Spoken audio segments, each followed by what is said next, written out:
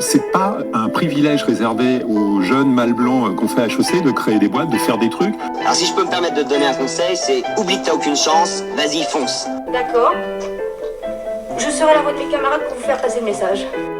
Entreprendre dans l'Ain, le podcast.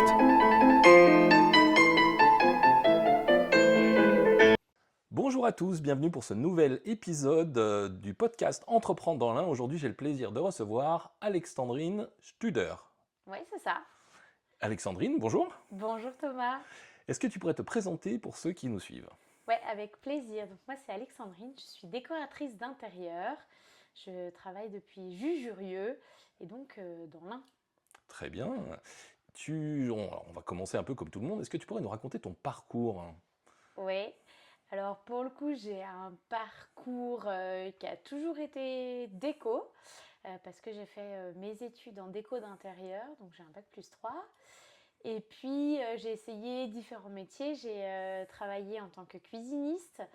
J'ai travaillé dans un showroom spécialisé en tissu d'ameublement où on faisait aussi du papier peint et de la peinture. J'ai voyagé et après j'ai été baniste. Donc beaucoup ne connaissent pas ce métier-là. Mais c'est quand on fait de la salle de bain.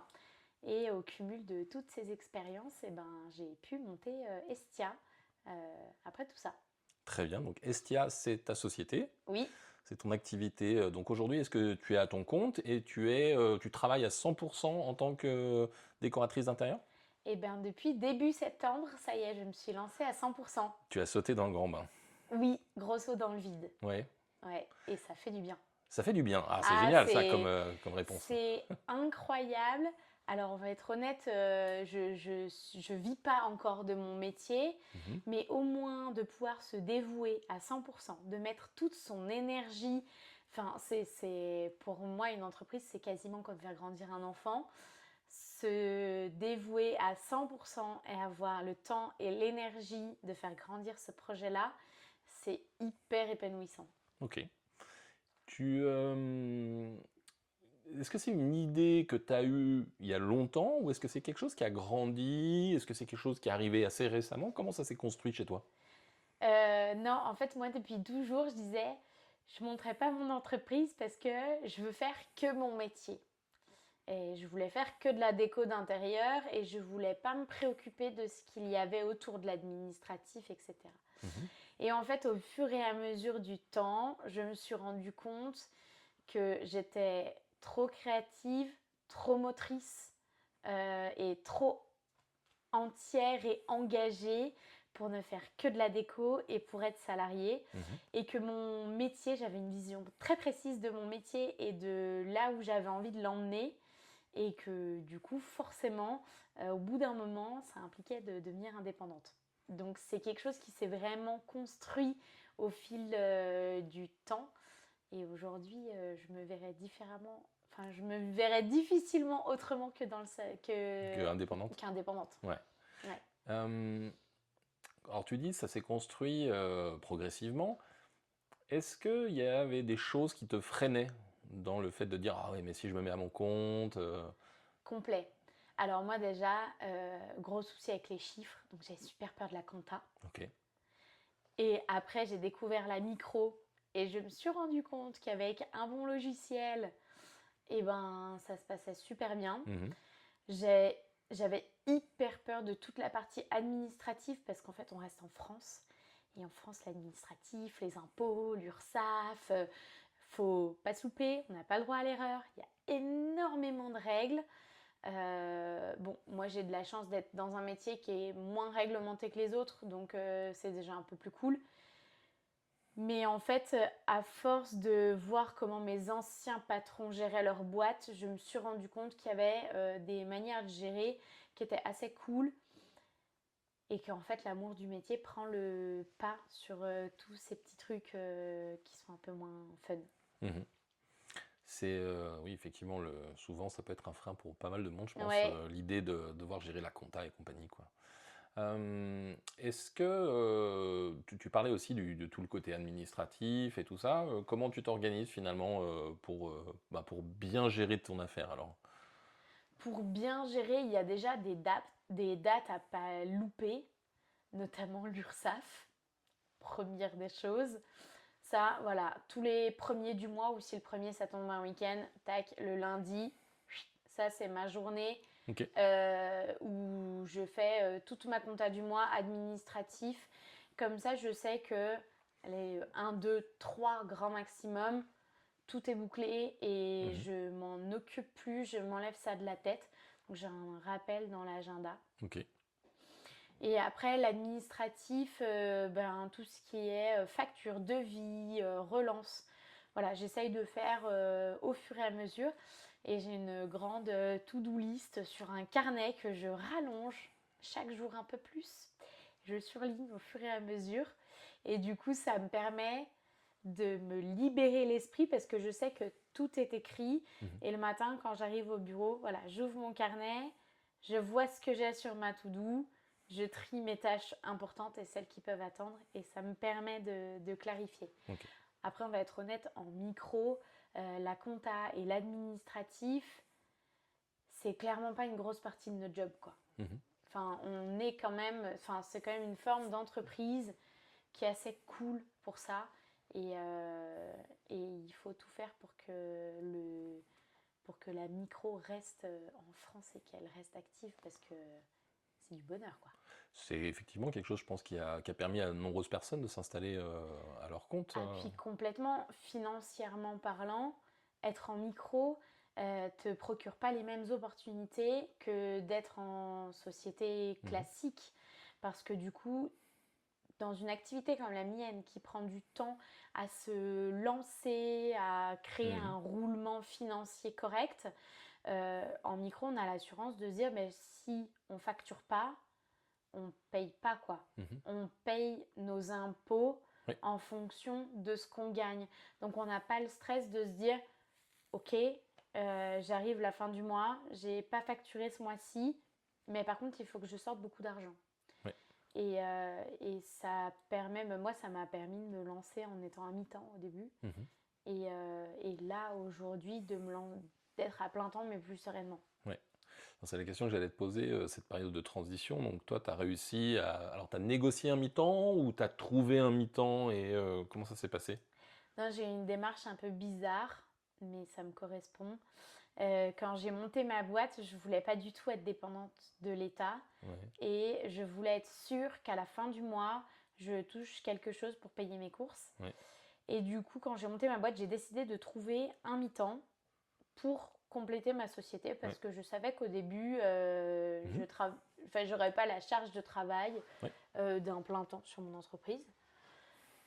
Donc j'ai trouvé un mi-temps et assez vite je me suis rendu compte qu'en fait avoir un mi-temps à côté ça te bouffe complètement ton énergie, ça prend une grosse part et au bout d'un moment j'avais beaucoup de boulot donc je travaillais très souvent jusqu'à 23h minuit le soir et je repartais au mi-temps le lendemain, je bossais les samedis, enfin ça commençait à devenir assez dense mais j'avais pas encore assez de travail pour pouvoir me payer. Et du coup, il a fallu se jeter dans le vide et se dire, bon bah voilà, il faut laisser le mi-temps, se dire que il n'y aura pas de salaire pendant quelques mois et on va tout faire pour que ça reste pas longtemps comme ça. Tout à fait, moi je pense que c'est un peu le cas pour tout le monde quand on se lance. Mais c'est bien, c'est une bonne pression.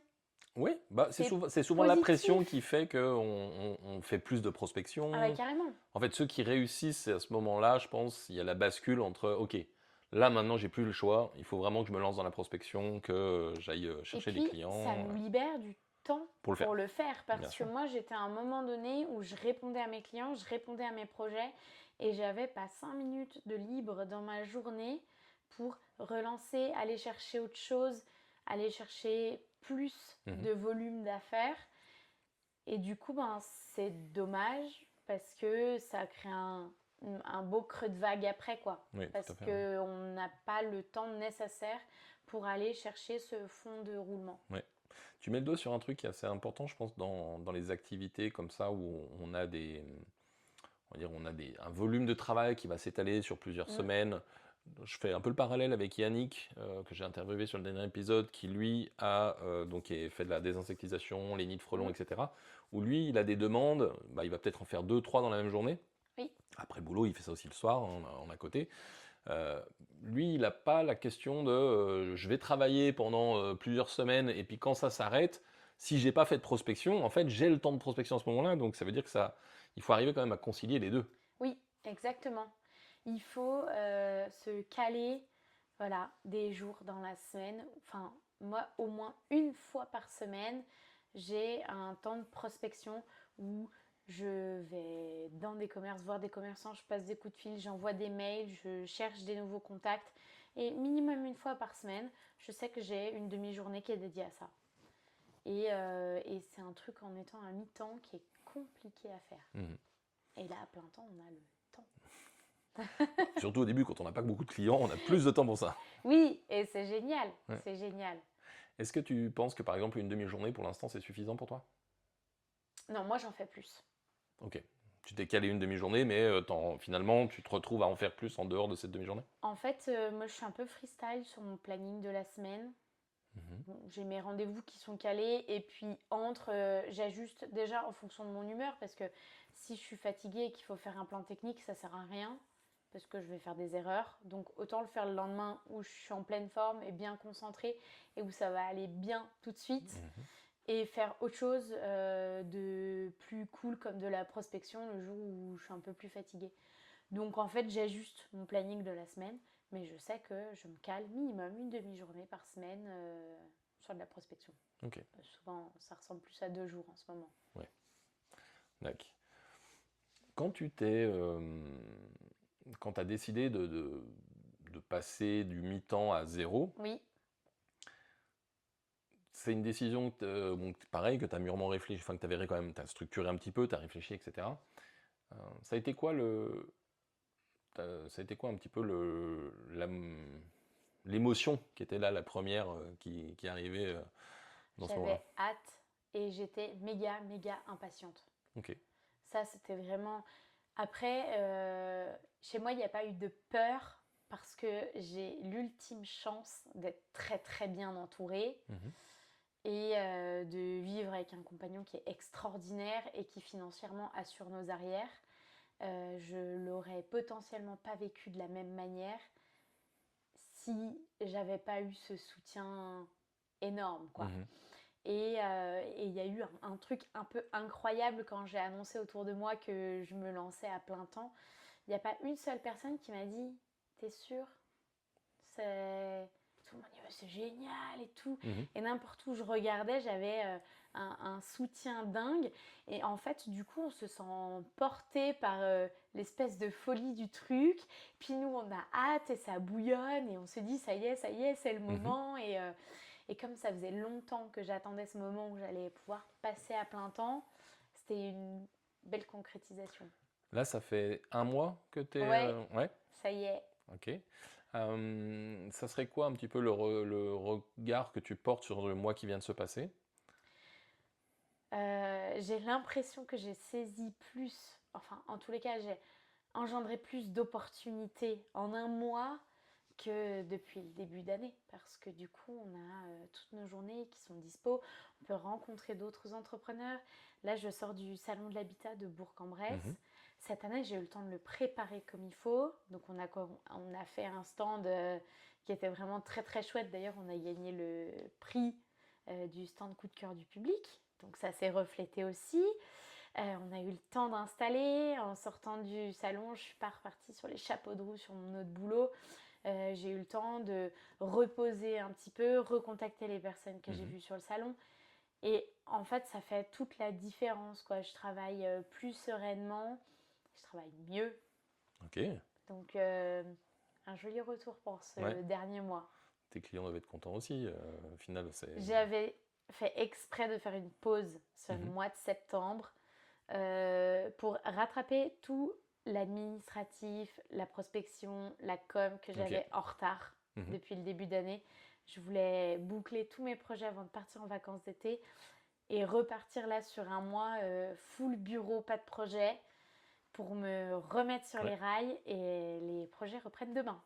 Les projets reprennent demain, donc ouais, ça y est. On est vraiment... Ah mais un mois pile, hein. Ok. Ça rigole pas du tout. D'accord, mais là, mais très calé, très carré. J'ai l'impression que tu es très structuré quand même. Oui, alors il y a une partie de moi qui est très créative Mhm. et assez freestyle, et ça j'aime, mais toujours dans un cadre précis, parce que si on n'a pas de but, Mhm. on n'a pas de motivation. Donc il faut savoir où on va et foncer, quoi. Et si ça passe pas par la porte, bah, il faut ouvrir les fenêtres. Ok, ou agrandir la porte, Oui. démonter chambranle. Non, mais voilà, il faut pas lâcher, il faut être motivé. Et quand on se dit, ben, dans un mois, ça repart, ben, Ouais. on se donne les moyens, en fait, pour que dans un mois, ça repart. Alors, des fois, ça marche pas. Voilà, c'est un truc d'entreprise. Des fois, on tente des trucs, on se plante, ça marche pas.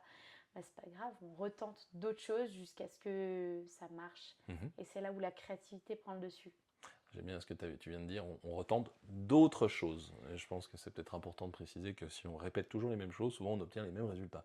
Oui, non, effectivement, ouais, faut essayer d'autres portes. S'il y en a Ouais, qui ne sont pas ouvertes, il faut aller en ouais. chercher d'autres, ouais.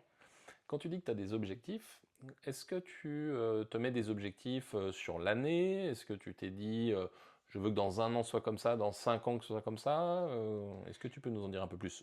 Et Ouais, partager un peu plus ce que moi tu as j'ai envie, des hein. objectifs sur l'année, sur les 5 ans à venir, sur les 10 ans à venir, sur les 20 ans à venir. Ah, Génial. c'est très tracé, hein. Pour vous dire, quand j'étais en classe de troisième, je savais déjà dans quelle école d'études sup je voulais aller. J'avais Waouh. fait les portes ouvertes et tout. Non, je rigole pas du tout sur la suite. Ok. Et disons qu'il y a un fil conducteur. Ouais.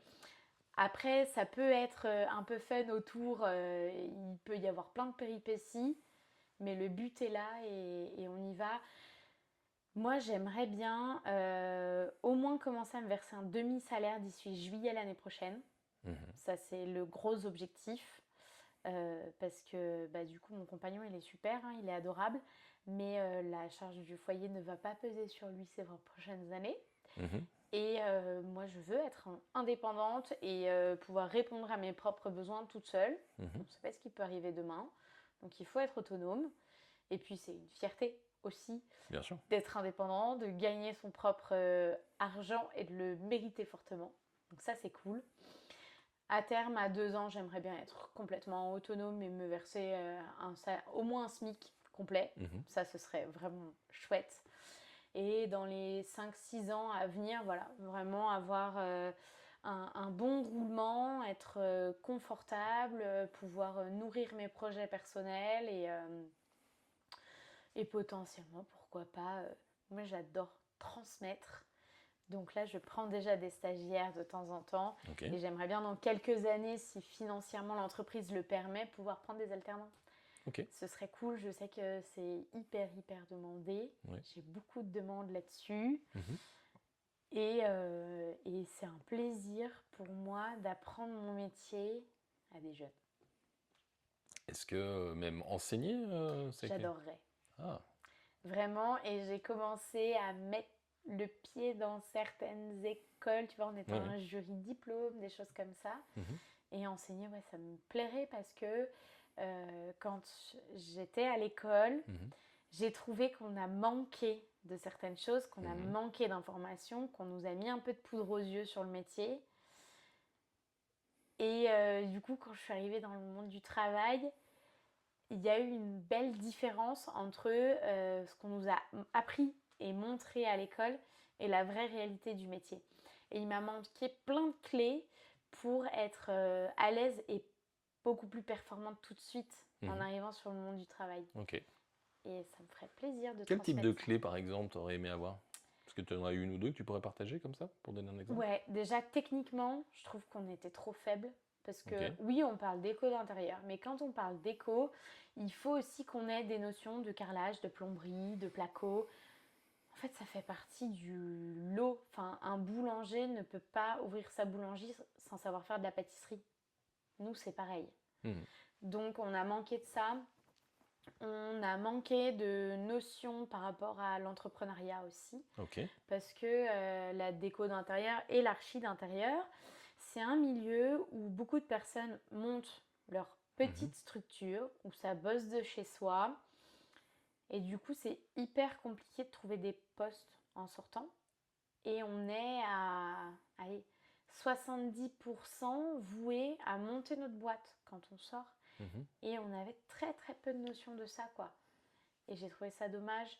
On avait trop peu de notions du panel de choses qu'on peut proposer à nos clients, en fait. Nous, on nous faisait réaliser des projets de A à Z, sans chiffrer, sans savoir ce qu'on pouvait mettre comme tarif, qu'est-ce que nos heures et notre savoir-faire vaut. Mhm. Tout Ouais, ça, c'est on n'avait intéressant pas ça. de notion. Et du coup, moi, quand j'ai monté ma boîte, au début, j'ai fixé des prix et je me suis vite rendu compte que mes prix étaient absolument incohérents par rapport au savoir-faire que j'ai, à mes connaissances et au bon fonctionnement d'une entreprise. Et du coup, mes prix n'étaient pas du tout cohérents, même Mhm. avec le marché, etc. Alors, l'idée, c'est pas du tout de tabasser mes clients parce que j'ai des prix qui sont hyper cohérents, voire un tout petit peu en dessous du marché. Mais l'idée, c'est quand même d'avoir des tarifs qui nous permettent de vivre. Mhm. Et du coup, tout ça, c'est de l'apprentissage qu'on fait sur le terrain, au fur et à mesure. Bien sûr. Effectivement, je pense que ça, c'est quelque chose qui souvent est peu enseigné dans les écoles. C'est la réalité. Est-ce que je vais facilement trouver un emploi ou est-ce que j'aurais plutôt intérêt à monter ma boîte? Et pour ceux qui ont des métiers qui, comme toi, se retrouvent finalement à monter leur boîte, toute la partie de l'entrepreneuriat elle est quand même peu développée. Ouais. C'est assez intéressant. Et c'est quelque chose, je me suis fait la réflexion, tu sais, même quand on est, par exemple, au lycée. Moi, j'ai fait un lycée général. Et en fait, on se rend compte que tout le long de ces 3 années de lycée, on t'apprend à être un bon salarié. Or, on ne sera pas tous salariés. Clairement pas. On aura tous des métiers très différents. Il y en a qui vont être amenés à monter des entreprises. Ça va marcher, pas marcher, ils vont faire autre chose, ils vont aller dans le salariat, etc. Et on n'est absolument pas prêt, même au niveau de l'état d'esprit, de la façon de penser. On n'est pas du tout conditionné à avoir la niaque de l'entrepreneur, quoi. Ouais. Et c'est un truc qui manque terriblement dans les lycées. Et du coup, je me suis jurée de prendre contact avec des lycées pour aller parler entrepreneuriat aux lycéens. Parce que entreprendre, en fait, c'est magique. Mhm. Enfin, c'est un boulot à part entière, Ouais. en plus de notre boulot à nous. Et pour ceux qui ont cette fibre-là et cette petite étincelle, en fait, quand tu tombes dedans, c'est incroyable. Comme ça peut être l'enfer pour d'autres, hein. On est bien d'accord. C'est des caractères, des périodes de vie, c'est plein de choses qui se cumulent. Mais on ne nous parle pas de ça, on ne nous parle pas d'URSSAF, on ne nous parle pas de déclaration d'impôts, comment on gère entre nos impôts perso, les impôts de la société, etc.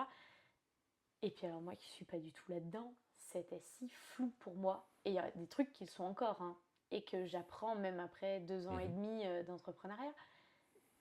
Mais c'est un truc qu'on pourrait donner plus jeune, qui est hyper intéressant et qui donne un panel de choix quand on est jeune, qui est tellement plus varié que juste aller voir la conseillère d'orientation qui me dit faudrait faire un BTS en communication, c'est bien la com. Voilà. On est loin du BTS en communication là. Complet. Mais moi, je me souviens, avec mes copains, on est tous passés chez la conseillère d'orientation. Et si on l'écoutait, elle nous dessinait sur tout le panel à 3 métiers différents, quoi. Et en fait... Est-ce que les conseillères d'orientation, elles arrivent à avoir vraiment conscience finalement du potentiel de ce qu'on peut offrir à des jeunes? Je pense pas, peut-être. Je pense pas, mais c'est à nous aussi, adultes. Je me dis adulte, ça me fait bizarre, mais je le dis quand même. De donner la fibre aux jeunes. Et régulièrement, je vais dans des collèges, moi, pour parler de mon métier. Ok. Et je leur dis souvent que je suis entrepreneur, qu'aujourd'hui, je ne me paye pas encore. Et ils me disent quoi? Mais tu travailles 50 heures par semaine et tu gagnes 0. Et là, tout de suite, il y en a qui disent ah non, mais moi, c'est pas possible. Et il y en a qui disent oh, ton métier, il a l'air incroyable et je veux tenter l'expérience, quoi. Et il y a les deux. Et en fait, c'est juste cool de leur dire objectivement, moi, ce que je fais, c'est ça, ça, ça et ça. Les conséquences en positif et en négatif sur ma vie, elles sont là. Voilà les possibilités que tu as. quel que soit le métier que tu vas choisir, il y aura des avantages et des inconvénients. Quels sont les inconvénients que tu es prêt à accepter? Tu as réagi sur le fait de dire, de parler comme une adulte. Je t'ai pas posé la question, mais t'as quel âge, Alexandre? 26 ans. T'as 26 ans? J'ai monté Oui. ma boîte, j'en avais 23. Voilà, c'est ça qui est intéressant. Oui, Comment on se sent quand on arrive, on monte sa boîte et qu'on prend les commandes? C'est comment le... Au début, bon, il faut se dire que j'ai monté ma boîte à 23 ans en ayant, dans mon caractère de base, toujours un peu peur de prendre ma place, de poser mon cadre, mes limites. D'où les prix pas très chers au début, parce que voilà. Et en fait, ça te donne une confiance en toi sur le professionnel d'être entrepreneur qui est dingue, parce que t'as pas le choix. T'es obligé de t'imposer, de prendre sur toi, de sortir de ta zone de confort Pour réussir. pour réussir. Et moi, il y a un truc qui m'a fait énormément de bien. J'ai fait une formation avec des nanas pendant 3 mois. On se voyait tous les 15 jours, une matinée. Et en fait, bon, déjà, j'étais clairement la plus jeune. Et puis, les autres avaient monté leur boîte très souvent suite à des reconversions, des choses comme ça. Et leur regard très le regard très objectif qu'elles ont eu et la manière dont elles m'ont regardée m'a donné une énorme confiance en moi. Parce qu'elles me disaient, mais t'as vu ton âge, est-ce que tu vois tout ce que tu entreprends, l'énergie que tu mets, etc. L'aplomb que tu peux avoir. Mon âge les a surpris. Et ce genre de réaction d'autres entrepreneurs te fait dire aussi, ouais, ok, je fais mon métier, je le fais bien et je le fais en tous les cas pour moi de la bonne manière, de la manière dont j'ai envie de le faire. Et je trouve ça courageux. Clairement. Tu peux être fier de toi. Fière, je sais pas, mais au moins courageuse. Bon, je pense que là, quand on regarde en arrière sur son chemin personnel, quand on se lance comme ça dans l'entrepreneuriat, souvent on a construit quelque chose. Il y a quand même, on est passé par des étapes. Et je pense que c'est important de pouvoir se dire, de pouvoir être fier de ce qu'on a déjà fait. Là où j'ai été très fière quand même, c'est que je me suis dit, quand j'ai monté ma boîte, il faut que je me fasse connaître. Quoi de mieux qu'un salon de l'habitat pour se faire connaître? Donc j'ai débarqué à 23 ans sur le salon de l'habitat à Bourg-en-Bresse, toute seule, en n'ayant jamais fait de salon, avec mes 2 chaises sous le bras, sur un stand. J'avais jamais fait ça de ma vie. Et j'arrive dans un coin de la salle avec un mur rouge, un mur noir, un sol en béton avec une grille d'évac dessous. Les gens avaient balancé leurs déchets sur mon coin de stand. Là, je me suis regardée, je me suis dit, Alexandrine, t'es toute seule, t'as pas le choix, il faut que tu trouves une solution. Donc j'ai évacué tous les déchets, j'ai monté mon stand, j'arrive, je me dis, putain, mais c'est trop moche, quoi, je m'attendais pas à ça. Ouais. Donc en 2-2, je suis allée faire le tour des magasins pour essayer de trouver quelque chose pour m'arranger mon petit coin. Et le lendemain, les pros qui avaient des stands autour sont tous venus me voir et ils m'ont dit, écoute, quand on t'a vu arriver hier, on n'y croyait pas. Et là, on voit pourquoi tu es décoratrice d'intérieur. Parce que vraiment, tu as réussi à faire d'un endroit ignoble un truc franchement potable. Et donc, j'ai passé ces 4 jours de salon et je me suis dit, voilà, j'avais personne, je connaissais personne. J'ai démonté mon stand toute seule. Avec mon gros camion, je suis arrivée, je ne savais pas par où il fallait rentrer, etc. Et j'y suis allée et ça s'est très bien passé, tant et si bien que je le fais tous les ans maintenant. Avec beaucoup plus d'aisance et d'assurance. Et de préparation peut-être aussi. De préparation. Et je me suis quand même, à 23 ans, se lancer dans un truc comme ça, avec soi-même, il fallait le faire. Oui. Et c'est fait. Et tu l'as fait. Ça, contente. Oui. Et je crois que c'est ça d'être entrepreneur. C'est d'avoir peur, mais d'y aller quand même. Ah, merci. Je crois que ça correspond à ça.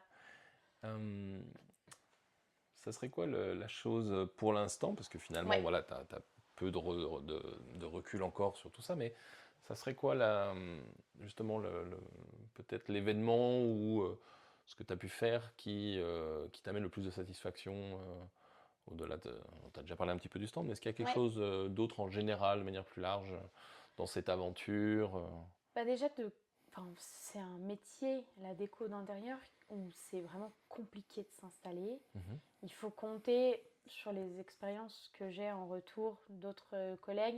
Il faut compter environ 3 à 4 ans avant d'être à peu près installé. Je me dis déjà d'avoir fait 2 ans et demi sans lâcher, en ayant un autre boulot à côté. Mhm. Ça veut dire que le matin, je me levais à 6 heures, je partais, j'allais faire des ménages, je finissais vers 13h30, je me changeais dans ma voiture, je mangeais dans ma voiture, je partais en rendez-vous, je partais au sport, je rentrais le soir, je rebossais encore. Et d'avoir pas lâché en ayant tenu ce rythme-là pendant 2 ans, je me dis c'est chouette. Et maintenant, quasiment partout où je vais, dans les rencontres d'entrepreneurs, sur les salons, sur les foires, tout ce genre d'endroits où je croise d'autres pros, je rencontre toujours quelqu'un que je connais. Mhm. Et ça, je me dis, je suis assez fière d'avoir réussi à marquer les esprits et de la bonne manière, parce que souvent les gens me disent, ben, quand on s'attend à avoir une décoratrice d'intérieur, on attend quelqu'un d'un peu, des fois ils disent prout-prout, mais c'est pas forcément le bon mot, Ok, d'un peu inaccessible. Je pense que c'est ça plutôt. ok, Et je pense que moi, de faire mon métier de manière plus humaine, plus cool et de surprendre les gens là-dessus, ça c'est cool. ok, c'est chouette. Ça c'est une belle victoire. Donc t'as l'impression d'avoir cassé les codes un petit peu, en tout En cas tous les cas, de des commencer.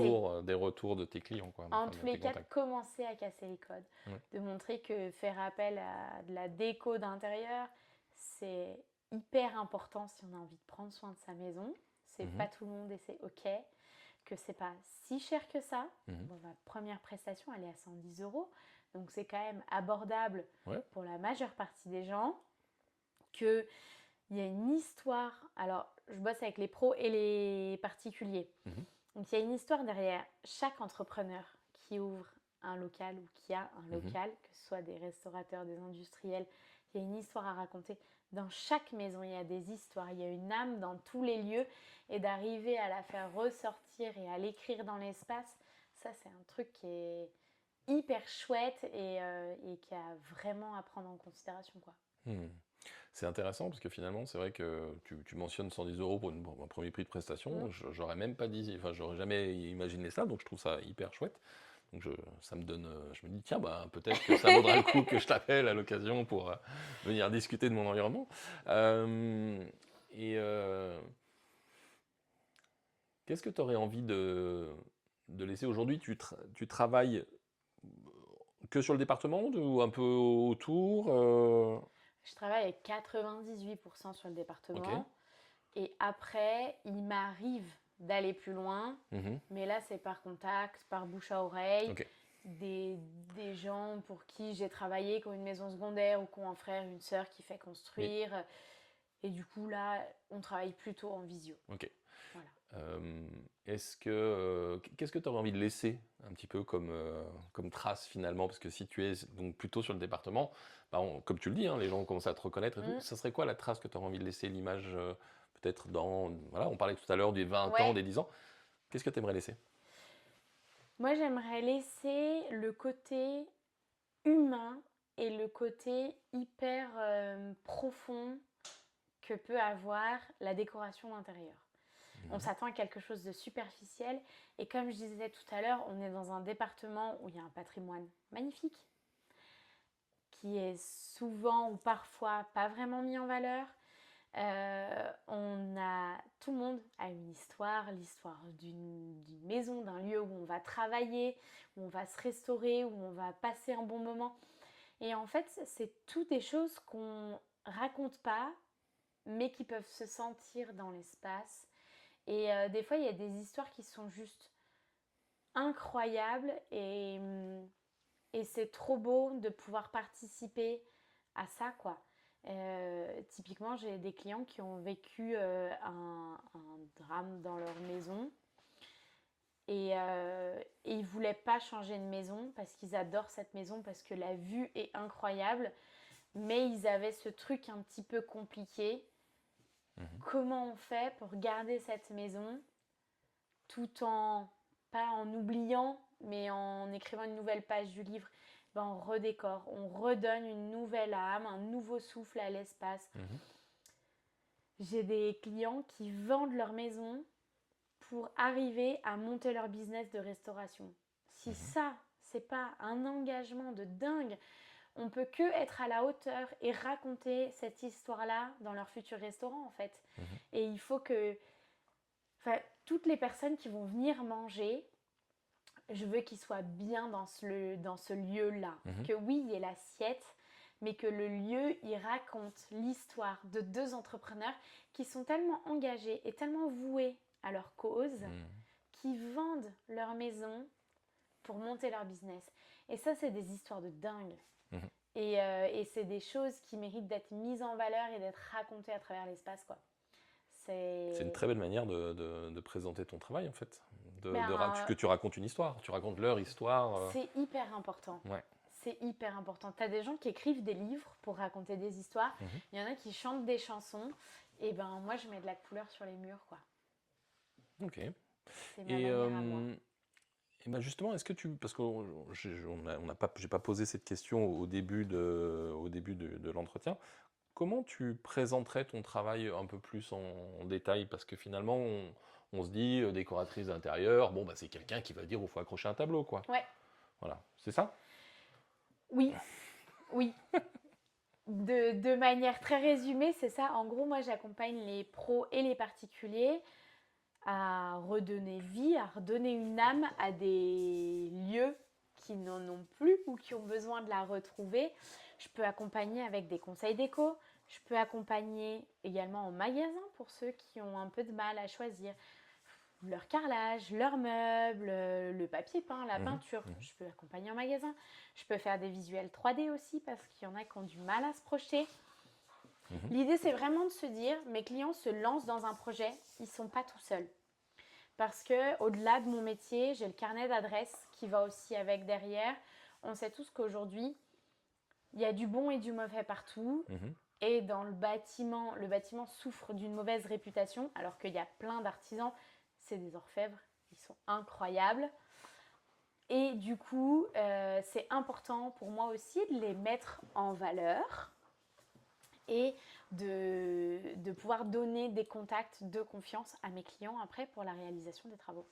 Toi, tu bosses avec avec des professionnels déjà avec qui tu as des accords, tu connais leur travail, etc. Comment ça se passe? Enfin, est-ce que tu as une palette de différents professionnels ou il y en a certains particuliers avec qui tu bosses exclusivement, par exemple? Est-ce qu'il y a certains métiers, tu te dis, là, si j'ai pas le bon, ça va être la cata après? Tous, parce que dans tous les cas, à partir du moment où je recommande quelqu'un, si la personne n'est pas d'équerre après, moi, ça joue sur l'image de mon entreprise. Oui.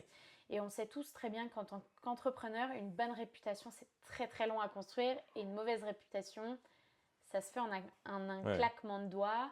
Et puis, j'investis tellement de moi dans mes projets. Et mes clients investissent tellement d'eux dans leurs projets. La réalisation derrière se doit d'être à la hauteur. Donc pour moi, c'est assez simple. Comme je fais comme je fais que le projet, que la création. Après, soit les clients sont hyper autonomes et ils se gèrent tout seuls. Donc ils peuvent faire les travaux eux-mêmes ou faire appel à leurs artisans. S'ils n'ont pas d'artisans, moi je vais leur recommander. Et pour ceux qui ont besoin d'être accompagnés mieux que ça, là, on fait appel à un assistant maître d'ouvrage ou à un archi d'intérieur qui va faire du suivi de chantier. Ok. Voilà. Donc, super. En fonction de chacun, de son besoin d'accompagnement, si vous voulez, moi, c'est un peu des services à la carte. Chacun pioche chez moi les prestations dont il a besoin en fonction du budget qu'il veut y mettre et du niveau d'accompagnement dont il a besoin. Et puis, après, de même pour les travaux, en fonction de chacun, chacun pioche un petit peu la technique qui lui va bien. Super. Et est-ce que j'ai envie de dire, depuis le début, ce que j'ai l'impression, c'est que tu as ton métier au cœur, quoi. Tu es vraiment passionné de ce que tu fais, etc. Est-ce qu'il y a quand même des moments où tu as eu envie de faire autre chose? Oui, parce que j'ai un métier, en règle générale, comme il y a beaucoup de créativité, il y a aussi un peu d'ego. Mhm. Et du coup, ça a parfois été compliqué pour moi de cohabiter avec mes anciens patrons. Pas tous, il y en a avec qui ça s'est très bien passé. Et d'autres où ça a été compliqué parce que forcément, il y a des manières de gérer le client, des choses à lui proposer qui ne sont pas toujours Ouais. concordantes. Et du coup, je me suis dit, j'adore mon métier, mais est-ce que je peux le pratiquer en étant sereine? J'ai fait un peu le bilan de ce que j'aime faire à côté. Je me suis dit, en fait, il y a plein de trucs que j'aime faire à côté, genre faire des confitures ou faire mon potager. Mais ça reste du loisir. C'est comme les gens qui disent, j'adore décorer chez moi, j'aurais aimé être décorateur d'intérieur. Non. Oui. Non, parce que décorer chez soi et décorer chez les autres, c'est deux choses différentes. Moi, je ne lis jamais de magazine de déco, je ne regarde pas de déco, je vais sur Pinterest que pour mes clients. Je ne regarde aucune émission de déco parce que la déco, c'est pas mon loisir, c'est mon métier. Mhm. Et c'est un vrai métier cadré. Quand je ferme la porte de mon bureau, en fait, moi, je vais faire du potager pour me détendre. Et c'est deux choses différentes et on se rend compte que ce métier-là fait rêver. Et il y a plein de personnes qui se lancent dans des études pour faire de la déco. Mhm. Et si c'est une vocation, c'est génial de se faire une reconversion et de trouver vraiment un métier qui nous plaît. Mais il faut avoir conscience que faire de la déco chez soi le dimanche et faire chez les autres toute la semaine, on est sur deux choses différentes. Parce que chez les autres, on ne fait pas des choses qu'on aime. Ouais. Ou en tous les cas, pas tout le temps. Moi, je fais plus souvent des trucs que je n'aime pas que des choses que j'aime. On s'en fout, c'est pas chez moi. Ouais. Je le fais pour les gens.